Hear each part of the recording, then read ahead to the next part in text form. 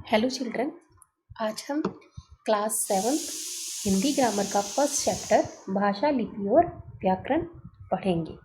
भाषा means language, लिपि script and grammar.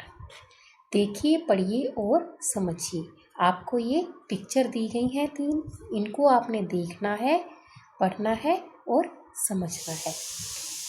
उपयुक्त चित्रों में दिखाए गए संकेतों के माध्यम से आप समझ ही गए होंगे कि हरी बत्ती चलने का संकेत दे रही है, अध्यापिका विद्यार्थियों से शांत बैठने के लिए संकेत कर रही है, नन्हा बालक माँ को बुलाने का संकेत कर रहा है। देखो बेटा, यहाँ पे ग्रीन लाइट जो है वो गाड़ियों को चलने का संकेत दे रही है, मीन्स इशारा कर रही है। अध्यापिका टीचर जो है वो बच्चों को चुप करवाने के लिए अपने लिप्स पर फिंगर रखे हुए हैं। इधर से बच्चा अपने हाथ से इशारे करते हुए अपनी मम्मा को अपने पास बुला रहा है। इशारा मीन्स संकेत कर रहा है। संकेतों के माध्यम से कुछ बातें कही जाती हैं। कुछ चीज़ें हैं जो हम अपने इशारों में समझा सकते हैं, लेकिन बहुत सी बातें ऐसी होती हैं जो हम लिखकर, बोलकर समझा सकते हैं, लेकिन सभी बातें संकेतों में नहीं कही जा सकती। कई बार संकेतों से बातें स्पष्ट नहीं हो पाती। अतः अपनी बात को स्पष्ट करने के लिए बोलना अथवा लिखना आवश्यक है। ऐसा तो आप सब जानते ही हैं कि हमारी कोई भी बात है वो हम इशारों से अपने पेरेंट्स को, अपने टीचर को, अपने फ्रेंड्स को नहीं बता सकते। आखिर तो हमें या तो हमें बोलना पड़ेगा या उसे लिखकर प्रकट करना पड़ेगा। भाषा शब्द भाष धातु से बना है। भाष जिसका अर्थ है बोलना। टीवी, सीरियल, फिल्म आदि में कलाकार बोलकर समझाते हैं और हम सुनकर समझ जाते हैं। देखो बेटा, आप टीवी, सीरियल या फिल्म देखते हो, उसमें हीरो हीरोइन आपको बोलते हैं और आप सुनकर उसे समझ जाते हो। समाचार पत्र में लिखकर समाचार प्रकट करते हैं और हम पढ़कर समाचार समझते हैं। यही तो भाषा है। इसी को हम भाषा का नाम देंगे, यानी बोलना अथवा लिखकर किसी को अपने विचार प्रकट करना और उनके विचार पढ़कर समझना भाषा है।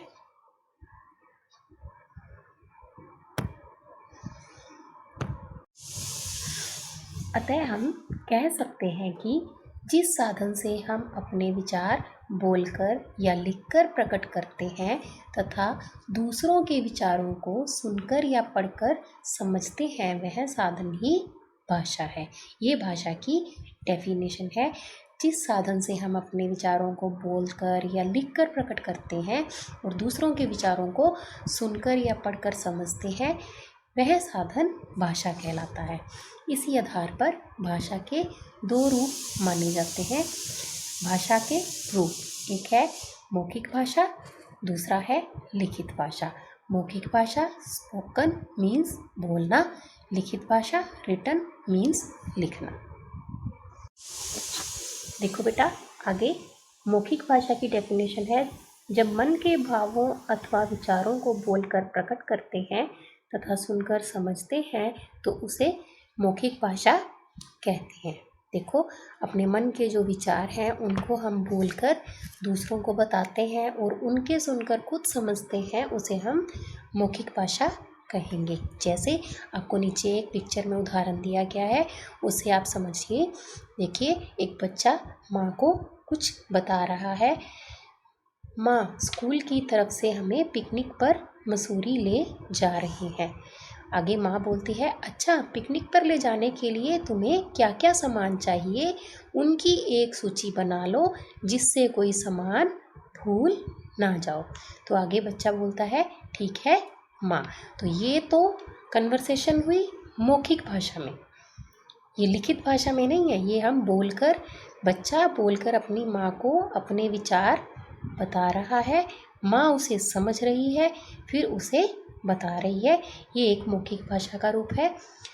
इस बातचीत में माँ बेटे बोलकर एक दूसरे को अपनी बातें समझा रहे हैं तथा एक दूसरों की बातों को सुनकर समझ रहे हैं। यह भाषा का मौखिक रूप है। उसके बाद है लिखित भाषा। जब मन के भावों तथा विचारों को लिखकर प्रकट करते हैं तथा पढ़कर समझते हैं तो उसे लिखित भाषा कहते हैं। जब भी हम अपने मन के विचारों को किसी के सामने अगर आपको प्रकट करना है, उसको लिखकर करते हैं और जो सामने वाला है वो पढ़कर समझता है तो उसे हम लिखित भाषा का रूप कहेंगे। उसका एक उदाहरण है, देखो आगे कन्वर्सेशन, उसी के आगे कन्वर्सेशन है, माँ पिकनिक पर ले जाने के लिए मुझे इन सामानों की ज़रूरत है। ठीक है, शाम ने पिकनिक पर ले जाने वाले सामानों की सूची लिखकर माँ को दी और माँ ने उस सूची को पढ़कर शाम की ज़रूरतों को जाना। जो जो चीज़ें उसको ले जानी थी माँ को उसने बता दी, लिख कर दी। अब आप समझ गए होंगे कि शाम ने लिखकर अपने भावों व विचारों को प्रकट किया है और माँ ने शाम के भावों व विचारों को पढ़कर समझा। यही भाषा का लिखित रूप है। हम कह सकते हैं कि भाषा आदान प्रदान का उत्तम साधन है। आगे है बेटा मातृभाषा। मातृभाषा से तात्पर्य उस भाषा से है जिसे बच्चा सबसे पहले अपनी माँ और परिवार के अन्य सदस्यों से ग्रहण करता है। माँ बच्चे के सबसे नज़दीक होती है। देखो बेटा, मातृभाषा वह भाषा होती है जो हम अपने परिवार से, अपने मम्मा पापा से, अपने परिवार के सभी सदस्यों से सीखते हैं, उसे हम मातृभाषा का नाम देंगे। माँ बच्चे के सबसे नज़दीक होती है। बच्चा अपनी माँ द्वारा बोले गए अक्षरों को धीरे धीरे ग्रहण करता है और बोलना सीख जाता है। जिस भाषा को बच्चे की माँ बोलती है उसी को बच्चा सीख लेता है। देखो बेटा, आप में से कई परिवारों में बागड़ी भाषा, सिंधी भाषा और पंजाबी भाषा बोली जाती है। वही आप पहले सीखते हो, फिर ही स्कूल में आके इंग्लिश और हिंदी बोलना सीखते हो, या कहीं भी बाहर जाते हो तो दूसरी भाषाओं को ग्रहण करते हो। जैसे यदि बच्चे को माँ पंजाबी बोलना सिखाती है तो बच्चा पंजाबी सीख जाता है, मराठी बोलना सिखाती है तो बच्चा मराठी सीख जाता है। इसी तरह वह उसकी मातृभाषा बन जाती है। अतः वह भाषा जिसे बच्चा अपने परिवार से सीखता है उसे मातृभाषा कहते हैं। देखिए बच्चों, आगे हम राष्ट्रभाषा के बारे में पढ़ेंगे। जिस भाषा का प्रयोग देश के अधिकतर निवासी करते हैं उसे राष्ट्रभाषा कहते हैं। जैसे भारत में हिंदी, अमेरिका में अंग्रेजी आदि।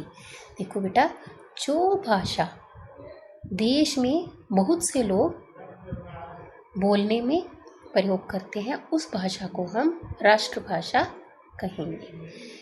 इसमें विशेष है, हिंदी को राष्ट्रभाषा का दर्जा भारतीय संविधान के अनुच्छेद 343 के अंतर्गत 14 सितंबर 1949 को मिला था। अतः भारत में हर वर्ष 14 सितंबर को हिंदी दिवस के रूप में मनाया जाता है। आगे है राजभाषा। जो भाषा देश के कार्यालयों और राजकाज के कार्यों में प्रयोग की जाती है उसे राजभाषा कहते हैं। भारत की राजभाषा हिंदी और अंग्रेजी है।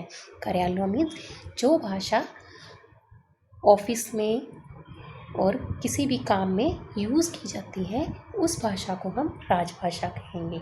इसके बाद है बोली।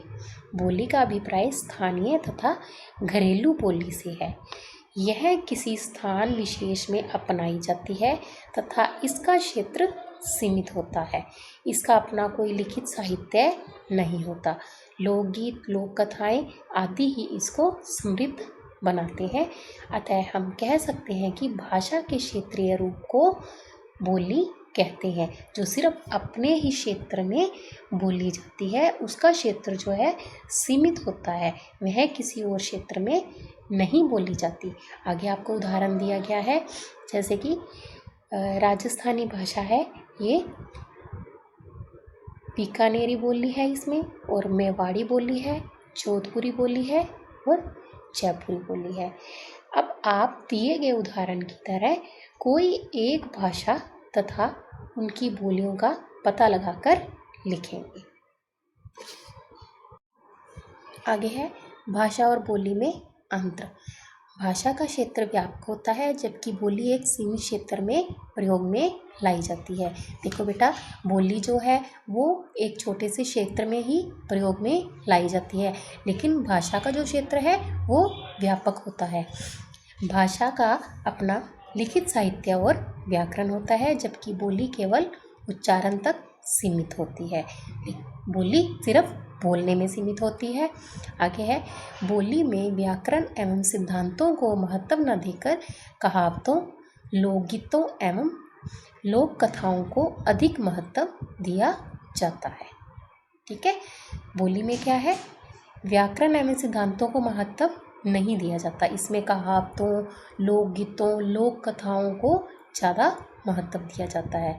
विशेष है, भारतीय संविधान में 22 भाषाओं को मान्यता प्राप्त है, जैसे हिंदी, संस्कृत, बंगाली, असमिया, मणिपुरी, मराठी, मलयालम, मैथिली, कोंकणी, कश्मीरी, कन्नड़, गुजराती, नेपाली, उर्दू, बोडो, डोगरी, तेलुगु, तमिल, सिंधी, संथाली, पंजाबी और ओडिया। इसके बाद ये जो भाषाएं हैं, ये 22 भाषाएं हैं जिनको हमारे भारतीय संविधान ने मान्यता प्राप्त की हुई है।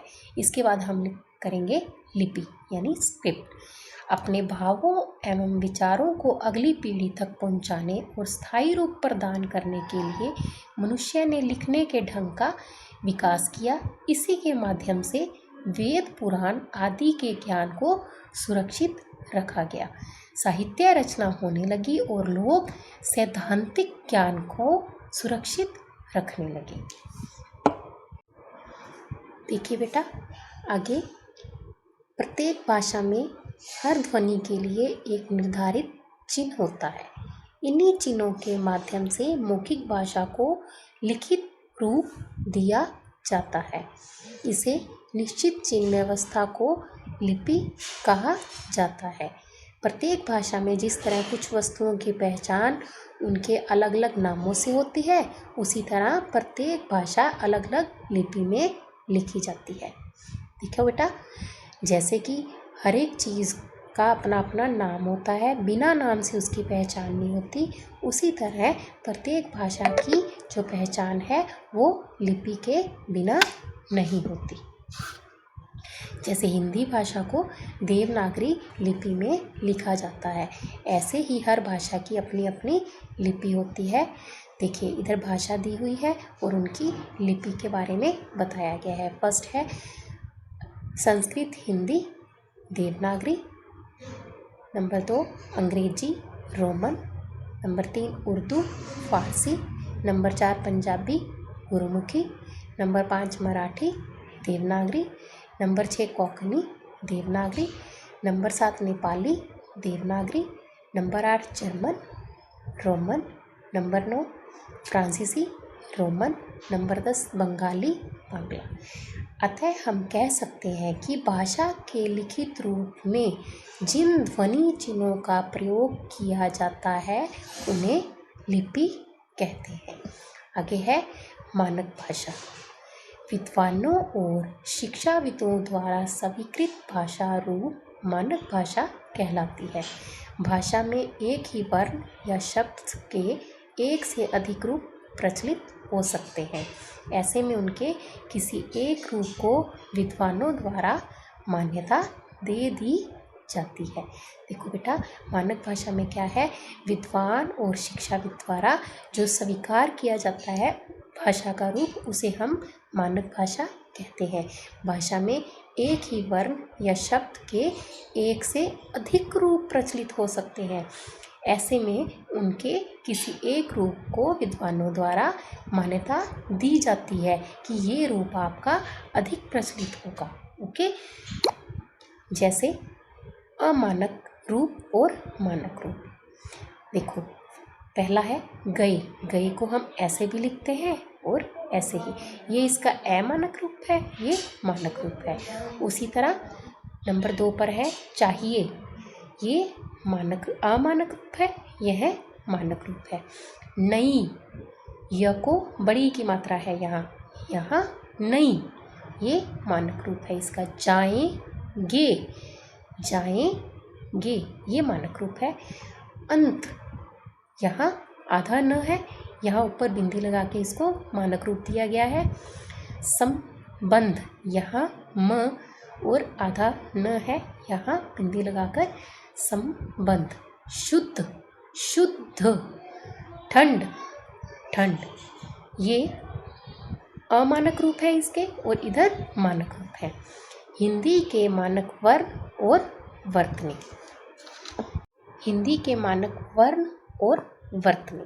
केंद्रीय हिंदी निदेशालय के अनुसार मानक हिंदी वर्तनी संबंधी मुख्य बिंदु। नंबर 1 पर है विवेकचिन्ह संज्ञा शब्दों में पृथक तथा सर्वनाम शब्दों में मिलाकर लिखे जाएंगे। जैसे संज्ञा में आप रमेश ने, इसमें आपने ने अलग लिखा है, सर्वनाम में उस ने इकट्ठा लिखा हुआ है, तो संज्ञा शब्दों में पृथक और सर्वनाम शब्दों में मिलाकर लिखे जाएंगे। नंबर 2 पर है संयुक्त क्रियाएं पृथक लिखी जाएंगी। जो इकट्ठी क्रियाएं हैं उसको हम अलग लिखेंगे, जा चुका है। आगे है अवयव पृथक लिखे जाएंगे, जैसे उसके साथ, ये दोनों अलग अलग है, कहाँ तक। नंबर 4 पर है क्रिया विशेषण अवयव आदि में य व की जगह स्वरात्मक प्रयोग किया जाता है। देखो बेटा, आपको मानक और अमानक में दिखाया गया था ना, गए गई, हुआ हुआ हुआ, किए आए, नहीं हुआ आदि, ये सब क्या है? मानक रूप है। यहाँ क्या है? यह शब्द का मूल तत्व वो वहाँ वह यह ही रहेगा। जहाँ उसका मूल तत्व यह है तो वो वहाँ पे यह ही रहेगा। जैसे स्थायी, अव्ययी, भाव, दायित्व आदि में यह के स्थान पर ई नहीं आएगा। देखो बेटा, आपको अमानक और मानक रूप में बताया गया था ना, जैसे गए गई, यहाँ पे हम यह की जगह ए लगा सकते हैं, लेकिन दायित्व है या स्थायी है या अव्ययी भाव है, इनमें यह की जगह हम ए या कोई भी शब्द नहीं लगा सकते, यहाँ पर यह ही आएगा। देखो बच्चों, आगे नंबर 5 पर है श्री जी आदि भी अलग लिखे जाएंगे, जैसे श्री गुप्ता और गुप्ता जी, श्री गुप्ता और गुप्ता जी। नंबर 6 पर है री ली री का प्रयोग हिंदी में न होने के कारण इन्हें हिंदी की मानक वर्णमाला में स्थान नहीं दिया गया। संयुक्त वर्ण पाई, इसे हम क्या कहेंगे? पाई हटाकर घुंडी को आधा कर तथा हलंत लगाकर बनाए जाते हैं। कौन से संयुक्त वर्ण है? वो पाई को हटाकर घुंडी को आधा करके हलंत लगाकर बनाए जाते हैं, जैसे पत्ता, चिन्ह। ठीक है। आगे नंबर 8 पर है शब्द के अंत का हलंत हिंदी में लुप्त हो चुका है। देखो, जो शब्द के अंत में जो हलंत आता था वो हिंदी में लुप्त हो चुका है, जैसे पृथक, अर्थात और महान। इनके जो लास्ट में अंत में हलंत आता था वो लुप्त हो चुका है। नंबर 9 पर है संयुक्त व्यंजन के रूप में पंचमाक्षर के स्थान पर अनुस्वार आएगा और अनुस्वार व अनुनासिक दोनों चिन्ह प्रयोग में आएंगे। ये अनुस्वार का चिन्ह है, ये अनुनासिक का चिन्ह है। शिरोरेखा के ऊपर मात्रा व चंद्र बिंदु दोनों के लिए स्थान का अभाव हो जाता है, अतएव अनुस्वार लगाया जा सकता है। जैसे मैं अन्यत्र चंद्र बिंदु का प्रयोग किया जाना चाहिए। नंबर 10 पर है कुछ शब्द दोनों रूपों में मानक है, जैसे गर्मी, गर्मी, ये भी गर्मी सही है, ये भी गर्मी सही है। मर्जी, मर्जी, दर्जी, दर्जी आदि। नंबर 11 पर है तत्सम शब्दों में 3 व्यंजनों के संयोग की स्थिति में एक द्वित्व मूलक व्यंजन लुप्त हो गया है, उसे नया लिखने की छूट है, जैसे अदर्ध अर्थ।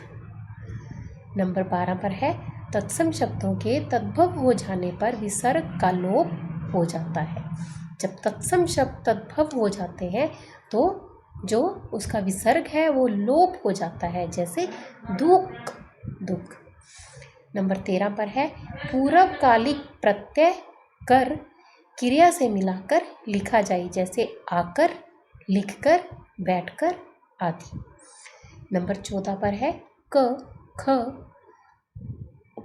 ग, ज, फ में से अधिकांश आगत ध्वनियाँ हिंदी उच्चारण में परिवर्तित हो गई हैं। केवल ज और फ अभी भी प्रयोग में है।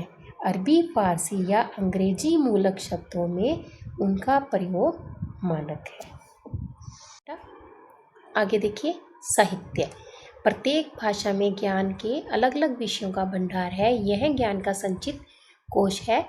युगों से प्राप्त ज्ञान को एकत्र किया जाता रहा है। एकत्र किया गया ज्ञान ही साहित्य है। अतः हम कह सकते हैं ज्ञान के संचित कोश को साहित्य कहते हैं।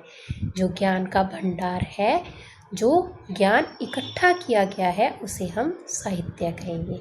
साहित्य के प्रकार। साहित्य दो प्रकार के होते हैं, एक गद्य साहित्य, एक पद्य साहित्य। गद्य साहित्य में जिन विचारों को साधारण रूप में लिखते हैं ये गद्य साहित्य के अंतर्गत आते हैं, जैसे कहानी, जीवनी, उपन्यास, नाटक, पत्र आदि। पद्य साहित्य जिन विचारों को काव्य शैली में प्रस्तुत किया जाता है वे पद्य साहित्य के अंतर्गत आते हैं, जैसे कविता, गीत, पद, दोहा, छंद, चौपाई आदि। आगे है व्याकरण। व्याकरण का शाब्दिक अर्थ है विश्लेषण करना। व्याकरण वर्ण, शब्द एवं वाक्य की रचना को व्यवस्थित करता है। व्याकरण का शुद्ध ज्ञान ही हमें भाषा का असली परिचय देता है।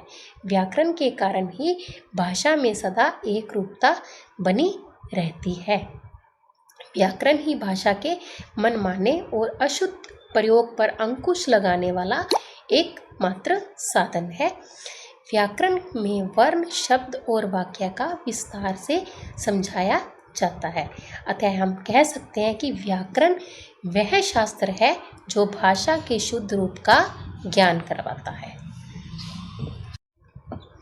आगे देखिए व्याकरण के मुख्य रूप से 3 भाग होते हैं। व्याकरण के रूप, सबसे पहले नंबर 1 पर वर्ण विचार, नंबर 2 पर शब्द विचार, नंबर 3 पर वाक्य विचार। ये तीनों क्या है, वाक्य के 3 रूप है, भाग है। वर्ण विचार, इसमें वर्णों अक्षरों के रूपों का ज्ञान प्राप्त करके उनका उच्चारण और भेद लिखने की विधि के विषय में विचार किया जाता है। शब्द विचार, इसमें शब्दों के भेद, बनावट, उत्पत्ति आदि के विषय में विचार किया जाता है। वाक्य विचार, इसमें वाक्यों की रचना, भेद, वाक्य विग्रह और विराम चिन्ह के प्रयोग पर विचार किया जाता है। आगे इस लेसन को हम दोहराएंगे। मन के भावों और विचारों को प्रकट करने का साधन भाषा कहलाती है। भाषा के 2 प्रकार हैं, मौखिक भाषा, लिखित भाषा। मातृभाषा, जिस भाषा को हम अपने परिवार से सीखते हैं उसे मातृभाषा कहते हैं। राष्ट्रभाषा का देश के अधिकतर निवासी प्रयोग करते हैं। राजभाषा का प्रयोग देश के कार्यालयों और राजकाज के कार्यों में होता है। बोली का क्षेत्र सीमित होता है, भाषा का क्षेत्र व्यापक होता है। लिखने के ढंग को लिपि कहते हैं। विद्वानों और शिक्षाविदों द्वारा स्वीकृत भाषा रूप मानक भाषा है। साहित्य के प्रकार गद्य साहित्य और पद्य साहित्य। व्याकरण का शाब्दिक अर्थ विश्लेषण करना। व्याकरण के भाग, नंबर 1 पर वर्ण विचार, नंबर 2 शब्द विचार, नंबर 3 वाक्य विचार। वर्ण विचार में वर्णों के बारे में विचार किया जाता है। शब्द विचार में शब्दों के बारे में विचार किया जाता है और वाक्य विचार में वाक्यों के बारे में विचार किया जाता है। आगे हम अभ्यास करेंगे। कुछ मौखिक प्रश्न है। नंबर 1 पर आपकी मातृभाषा क्या है? नंबर 2, जब आप अवकाश के लिए प्रधानाचार्य जी को प्रार्थना पत्र लिखते हैं तो भाषा के किस रूप का प्रयोग करते हैं? लिखित भाषा। सांकेतिक भाषा को हम भाषा क्यों नहीं मानते? ये आपने लेसन में पढ़ा है बेटा, इसको आपने याद करना है। आगे की एक्सरसाइज है लिखित। निम्नलिखित वाक्यों में से सही और गलत का निशान लगाइए। क, भाषा शब्द भाष धातु से बना है, सही। ख, भाषा के 3 रूप होते हैं, गलत। ग, बोली का क्षेत्र व्यापक होता है, गलत। घ, भारत की राजभाषा मराठी है, गलत। ण, भाषा और बोली में कोई अंतर नहीं होता, गलत। च, साहित्य 2 प्रकार के होते हैं, सही। छ, बंगाली भाषा की लिपि बांग्ला है, सही। ज, भारतीय संविधान में 24 भाषाओं को मान्यता प्राप्त है, गलत। नंबर 2 पर है बेटा, निम्नलिखित स्थितियों में भाषा के किस रूप का प्रयोग होता है? आपको सही का निशान लगाना है। क, अध्यापिका शाम पट पर प्रश्नों के उत्तर लिख रही है, तो ये क्या है? लिखित भाषा। रमेश अपने मित्र से फ़ोन पर बात कर रहा है, ये क्या है? मौखिक भाषा। नेहा मोबाइल फ़ोन से अपने मित्र को SMS कर रही है, ये है लिखित भाषा। दादाजी अखबार पढ़ रहे हैं, ये है लिखित भाषा। मम्मी बच्चों को कविता सुना रही है, ये है मौखिक भाषा। आगे नंबर 3 पर है, कोष्ठक में से उचित शब्द चुनकर रिक्त स्थानों की पूर्ति कीजिए। क है, मन के भावों अथवा विचारों को डैश प्रकट करना मौखिक भाषा कहलाता है, बोलकर प्रकट करना। ख, भाषा के लिखने के ढंग को क्या कहते हैं हम? लिपि। जोधपुरी डैश है, क्या है? बोली। हिंदी भाषा की लिपि कौन सी है बेटा? आपने पढ़ा हुआ है, देवनागरी। व्याकरण के मुख्य रूप से डैश भाग होते हैं, कितने भाग होते हैं? 2। हिंदी को राष्ट्रभाषा का दर्जा डैश को मिला, कब मिला था? 14 सितंबर। कब मिला था बेटा? अभी आपने पढ़ा है, 14 सितंबर 1949 को। व्याकरण वर्ण शब्द एवं वाक्य की रचना को डैश करता है, क्या करता है? व्यवस्थित करता है। ज्ञान के संचित कोश को डैश कहते हैं, क्या कहते हैं? ज्ञान के संचित कोश को अभी आपने पढ़ा है, साहित्य। नंबर 4 पर क्वेश्चन है, निम्नलिखित शब्दों को मानक रूप में आपको लिखना है। अशुद्ध, यहाँ पे दह के नीचे है, तो यहाँ आपको अलग करके अशुद्ध उसको मानक रूप देना है। उसी तरह रुपए, य की जगह पे आपको ए लगाना है। सुंदर, यहाँ आधा न है तो आपको ऊपर बिंदी लगानी है, उसको मानक रूप देना है। आगे है डंडा, ण को हटाकर आपको ऊपर बिंदी लगानी है, डंडा। संबंध, उसी तरह आपको ये पहले भी करवाया गया है। म और आधा न है जो, उसकी जगह पे आपको ऊपर बिंदी लगानी है। झंडा, वही ऊपर बिंदी लगानी है। आगे है बच्चों प्रश्न नंबर 5, निम्नलिखित भाषाओं की लिपियां लिखिए। हिंदी की देवनागरी, जर्मन की रोमन, अंग्रेजी की रोमन, नेपाली की देवनागरी, बंगाली की बांग्ला, पंजाबी की गुरुमुखी, उर्दू की फारसी, संस्कृत की देवनागरी। आगे प्रश्न नंबर 6, निम्नलिखित प्रश्नों के उत्तर लिखिए। बेटा ये जो 5 क्वेश्चन है, इसके प्रश्न उत्तर जो है वो आपको PDF दोबारा भेज दिए जाएंगे। उसके बाद है कुछ एक्टिविटीज़। अलग अलग भाषा या बोली बोलने से क्या हम अलग अलग हो जाते हैं? नहीं ना, क्योंकि रंग रूप वेशभूषा आदि अनेक है, फिर भी हम सब एक है। क्या आप इस बात पर सहमत हैं? यदि हाँ तो क्यों? आगे है गतिविधि। ये बेटा एक छोटी सी एक्टिविटी है, खेल खेल में दिए गए वर्गजाल में से भाषाओं के नाम छांटकर आपको लिखने हैं। जैसे आप वर्ग पहेली करते हैं ना, उसी तरह ये एक वर्गजाल है जो आपको अपने आप करना है। अब आपका लेसन समाप्त हुआ। मैं आशा करती हूँ आपको ये अच्छे से समझ आया होगा। अब आपको सारी एक्सरसाइज अपनी बुक में करनी है और याद भी करनी है। Okay, students, all the best.